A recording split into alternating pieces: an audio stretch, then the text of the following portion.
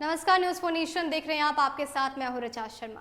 बिहार में अब तक विधानसभा चुनाव का ऐलान तो नहीं हुआ है, लेकिन इसको लेकर चुनाव आयोग ने पूरी तैयारियां कर ली है और लगातार रणनीति भी बनाई जा रही है। एक तरफ जहां कोरोना काल में कई लोगों ने अपनी आदतें बदली, अपनी जीवन शैली बदली, लेकिन अब कोरोना काल को लेकर राजनीति और खासकर चुनाव जो होने वाले हैं उसमें भी कई बदलाव किए जा रहे हैं और इसका पहला अनुभव बिहार करेगा, क्योंकि बिहार में कोरोना काल में पहला ऐसा राज्य है जहां पर चुनाव होने हैं। ऐसे में ये चुनाव भी हटके होंगे।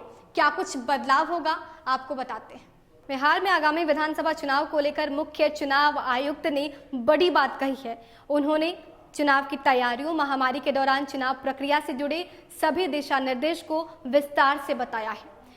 सीईसी ने कहा है कि बिहार चुनाव के आयोजन के लिए चुनाव आयोग की तैयारी समय पर हो रही है। हालांकि कोरोना महामारी के कारण इस बार वोटिंग और चुनावी रैली को लेकर कई बदलाव किए जा रहे हैं।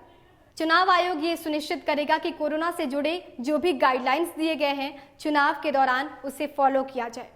मुख्य चुनाव आयुक्त ने कहा है कि एक पोलिंग स्टेशन पर 1000 से अधिक मतदाता नहीं होंगे। अभी एक पोलिंग स्टेशन पर 1500 मतदाता होते हैं। कोरोना की वजह से बिहार में 33,797 अतिरिक्त पोलिंग स्टेशन की व्यवस्था की जाएगी। अतिरिक्त पोलिंग बूथ के लिए 1,08,000 से अधिक मतदान कर्मी की जरूरत पड़ेगी। उन्होंने बताया है कि बिहार में ईवीएम की फर्स्ट लेवल चेकिंग जारी है, जो राजनीतिक दलों की उपस्थिति में हो रही है। इस बार 65 साल से अधिक और कोरोना पॉजिटिव पोस्टल बैलेट के जरिए मतदान कर सकेंगे। बिहार में कितने चरण में चुनाव हो सकते हैं, इस सवाल के जवाब में मुख्य चुनाव आयुक्त सुनील अरोड़ा ने कहा है कि चुनाव का कार्यक्रम जरूरी लॉजिस्टिक, मौसम, स्कूल कैलेंडर, सुरक्षा और कोरोना को ध्यान में रखकर बनाया जाएगा।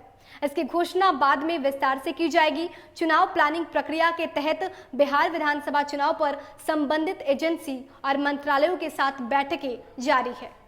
वर्चुअल रैली पर विपक्षी पार्टियों की तरफ से सवाल खड़ा करने पर चुनाव आयोग ने कहा है कि चुनाव प्रचार पर नजर रखने के लिए चुनाव आयोग के पास आचार संहिता की व्यवस्था है।